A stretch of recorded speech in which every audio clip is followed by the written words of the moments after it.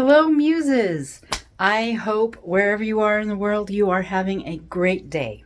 Today, I'm doing a, excuse me, a AuthorTube writing vlog, and I wanted to show you the progress that I've made in getting my office done and unpacked and put away.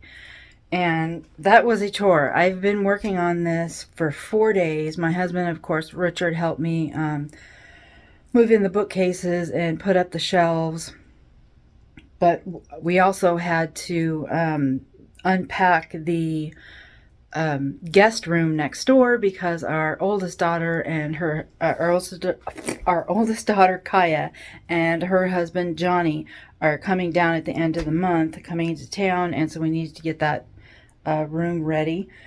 But I am so glad that it's done. I've worked myself to death and I can barely move today. My back and my hips and my legs are all sore from carting around my 5 million books and all kinds of stuff.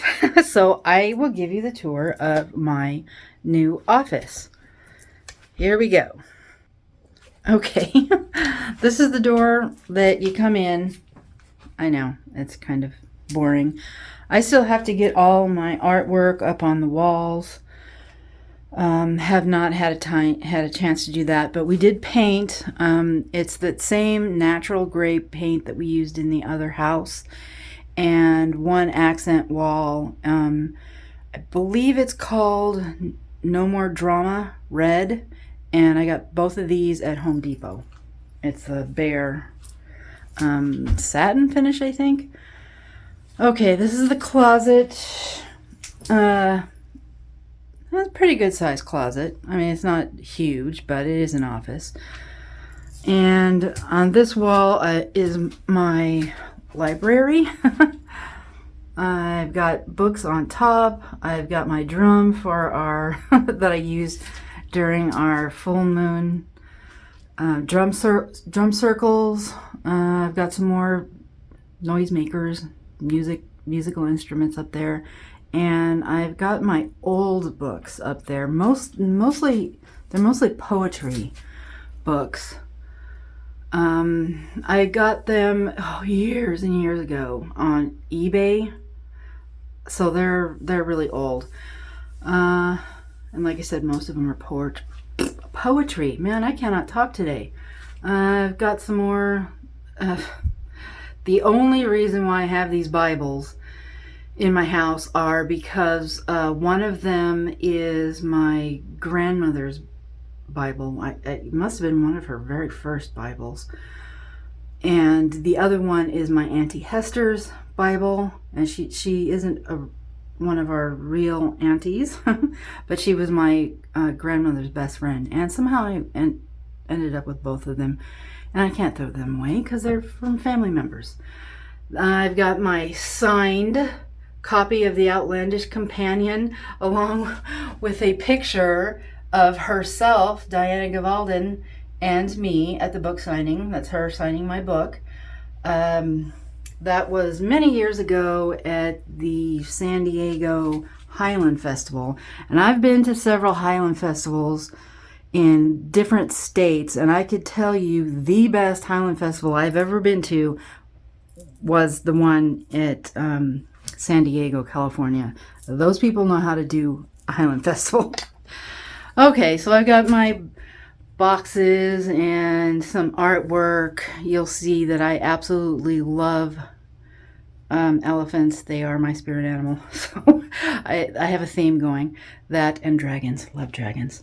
But I've got some more books. These are what's left of my, actually this second edition of my books that I'm now rewriting, and I'm going to be putting new covers on them. These are some anthologies that I've been in. My Yule Pig. I have no idea what that is, but I thought he was very cute and I got him. And I've found all these old pictures that I've had in storage for years that we brought from California, and I came across this one and had to put it up. Okay, that is me and my husband Richard and our youngest child. This was 1992, so don't judge, but that was that was us in California. The youngest child, Annie. I had to put it up there because it was so cute, and I just absolutely love this guy. After my mother-in-law Lorena passed, my father-in-law Richard gave us this antique typewriter. I believe it's about 100 years old, maybe a little bit more, but I thought it fitting to put in my office. Okay, now this is where the magic happens. Well, not where it should happen anyway. My desk lamp, numerous notebooks that I take notes on. I really love, it's not turned on right now because it splashes, and I'm gonna have to find a way, find something to put underneath it so the water doesn't get on my desk. But I really love it because and my ever-present tissue box, because allergies, Ohio Valley. But I put these rocks in here and hot glued on all these little plants and this fairy and this baby dragon. Yeah, I'm a kid. Another elephant, some more artwork. This is the window that I get to look out of. It needs to be replaced. I don't know what's going on. All the windows in this house need to be replaced, but one thing at a time. And I can look out in my garden, my birds, and my chickens out there, and the ducks. The ducks are around the corner.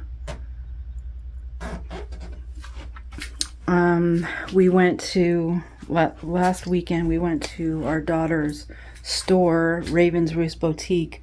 She has a metaphysical boutique in downtown New Albany, Indiana, and she has been holding all my house plants because we were living in the camper and we couldn't have very many. I had maybe 2 in there, so we went and picked those up this weekend, and I brought them home, and I'm so glad because I've missed my house plants. Some of them are in here. This is my partial tarot collection, tarot and oracle card collection, and this is some of my fiction. I decided to keep it. At first I was going to throw it away because I've read almost all of them, and I keep all of my fiction. I buy it on my Kindle, and I keep all my fiction on my Kindle because obviously I cannot hoist around thousands of books. So that's the way I consume my fiction. But these I bought years and years ago, way before the Kindle, and we hauled them all the way from California, and I was going to donate them, but I thought, no, I'm just going to keep them. So here they are. My little bird, I found this at a thrift store, and I don't usually go to thrift stores, and I don't usually pick up knickknacks because I don't have space for them. But I saw this bird, and it's got the word Jamaica carved in it, and I just thought, oh, that's mine. I don't know. It's kind of weird. But anyway, there's some more artwork, some maps I need to hang on this big giant wall. Eventually, I'm going to put a reading chair, and a little table where my electric teapot is going to go. But these are all of my nonfiction books, and I'm going to run out of space. I'm just going to because I consume books. Like that's my problem. Some people like shoes or purses. I don't even carry a purse if I absolutely don't have to. I like books. So these are my writing books. These ones over here, these are all my writing books.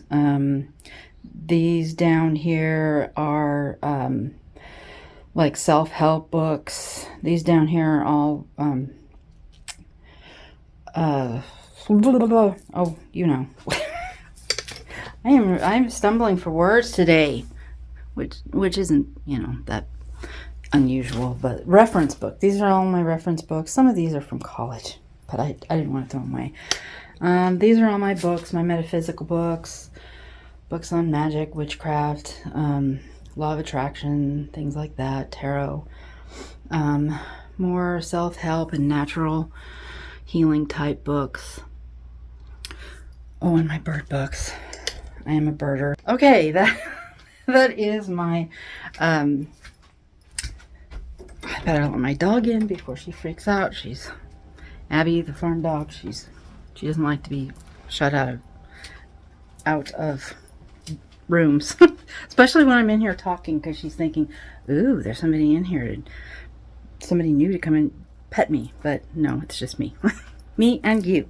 So that is my those books back there.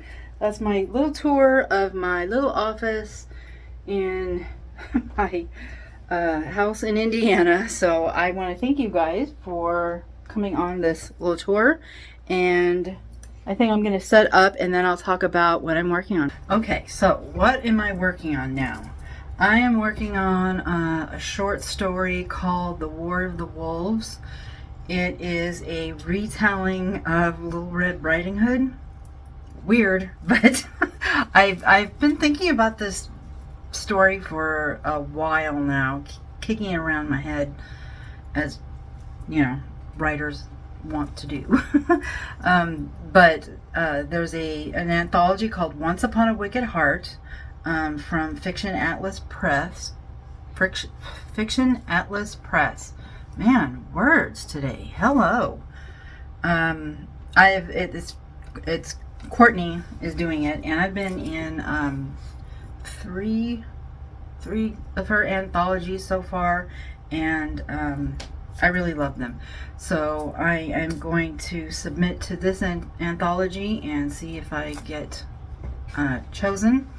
But I wrote the outline day before yesterday, and I'm ready to start work on it now.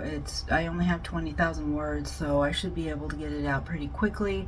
But it's a retelling of Little Red Riding Hood, where the characters are kind of switched, because in this anthology, dog hair, because this anthology, it's kind of told from the villain's perspective, and I thought that's going to be really cool, because my Red Riding Hood is going to be the male in the story, and he's a warrior, and he wears a red cloak, and he's got red hair, and that's why they call him Red.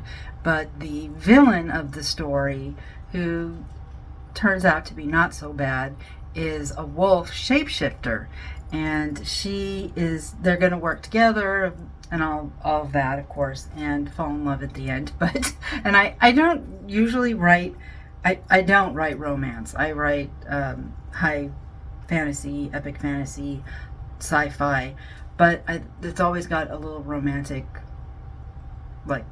twist or subplot in there, and this is gonna be the same. So I'm excited about getting started on that, because I think it's gonna be fun. And after I finish that, hopefully I want to get it done by next week, because like I said, our oldest daughter Kaya is coming down from Michigan. She's going to be spending the last weekend of the month here, and I'd like to get the story done and submitted before then, and then we can have some family time. We're going to have a big giant family barbecue. My sister and her family are coming, my niece, and she just had a new baby. If everything's okay with the new baby Duncan, her family's going to be coming. So I love to do giant family barbecues. Usually we do a huge one on the 4th of July. I absolutely love the 4th of July, and it's not because I am but extra patriotic. No, it's because I am a giant kid and I love fireworks. I I haven't talked about it on this channel, but when I was growing up, we did not celebrate any holidays at all. Any holidays, birthdays, anything. We didn't celebrate anything that was against our religion. So once I left 6 years ago, it took me a few years before I was able to wrap my head around even going to my grandson's birthday party, let alone celebrating any other holidays. But once I did, let me tell you, I dress up for every Halloween. I don't care if I'm an old lady. I dress up for every Halloween. You betcha. And it's like a thing with me. I love holidays, and my most favorite holiday is Halloween. Like I said, I always dress up. I absolutely have a ball. Love taking my grandsons trick-or-treating. Absolutely love it. My second favorite is 4th of July, because I super love fireworks. And in California, of course, you can't have fireworks because it's all dry and it's a tinder box. But it wouldn't have mattered, because when I was in California, I was still in that religion, and we didn't celebrate holidays. Ooh, I think that was a hawk. That's another reason why I have I look out this window all the time, because the last week or so we've been seeing hawks around, and I'm terrified one's gonna get to my chickens. I think the ducks are pretty big, although last week we saw an eagle. It was either a juvenile bald eagle or it was a golden eagle, and we have both of those here, and that would have taken off with a duck. And it was circling around, and it was hanging around in our trees. It scared the crud out of me, but I'm keeping watch. Eventually, when our geese get big enough, that's what they're there for, to hopefully scare off anything. I mean, it probably won't scare off an eagle, but that's what it's there for. Anyway, so that's my story about family barbecues. We usually have a giant one on 4th of July. We didn't have one this year because our youngest daughter Annie was having surgery, and our niece was about ready to give birth to her second child. So we didn't have a barbecue this year, and then COVID hit and we couldn't have anything for a couple of years. So I'm excited for this big family barbecue. We've had already one here since we moved here. It's probably the second weekend we moved here. We did have one, and we had so much fun because we have so much area here for the kids to run around. We set up a slippy slide, and they were having a blast playing in the water. So I'm looking forward to that family barbecue, and I want to get War of the Wolves done and submitted, and then we'll have that barbecue and have the time with our daughter who's coming down from Michigan. And then after that, I'm buckling down, and I'm going to finish Flight of the Raven and go right on to rewriting Tree of Bone and Mist. I'm putting Tree of Bone and Mist and the War of Gypsy together. They should have been that way to begin with, but I thought it was too long, and I split them up into 2 books. So I'm putting them back into 1 book, and I'm not using the word gypsy anymore because apparently it's offensive, and I had no idea, or maybe I wrote those books years and years ago, and so back then I guess maybe it wasn't offensive. I don't know. I don't want to get into it with anybody. I don't want to offend anybody. I don't want to do any of that, so I'm just going to make up a word. It is epic fantasy. It's my world. I just make up a word. I'll just have to do a little more explaining about who these group of people are, and that's okay because it's epic fantasy. People expect it to be long, so I'm taking that word completely out, and the title won't be a problem because that book is going into the first book. So after I get those put together and rewritten, I'm putting in a new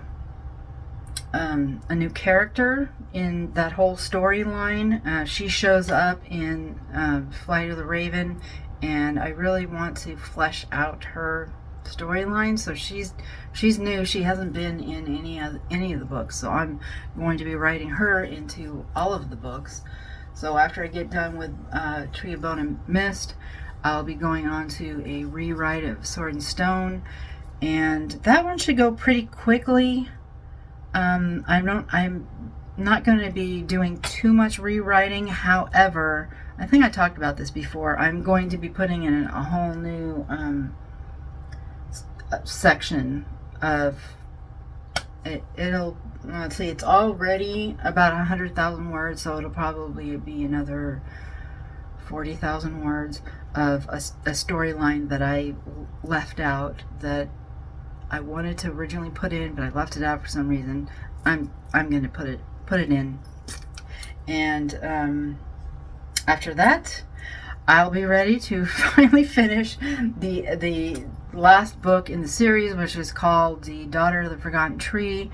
I'm probably about a quarter into it already. I haven't touched it for probably 2 years. So by that time, rewriting the whole series, it'll be fresh in my mind, and I'll be ready to get to that. And I'm hoping to have all of this done by the fall. Well, by the end of fall. I'm hoping to have it done by the end of the year.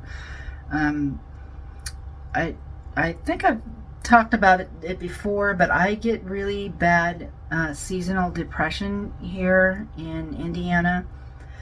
The sun goes away for months, and it just doesn't come back until May. And I'm not equipped for that. I am born and raised Southern California, grew up on a beach in Orange County, and I need the sun. I absolutely need the sun. So I know it's coming. It comes every year. I take my D3. I've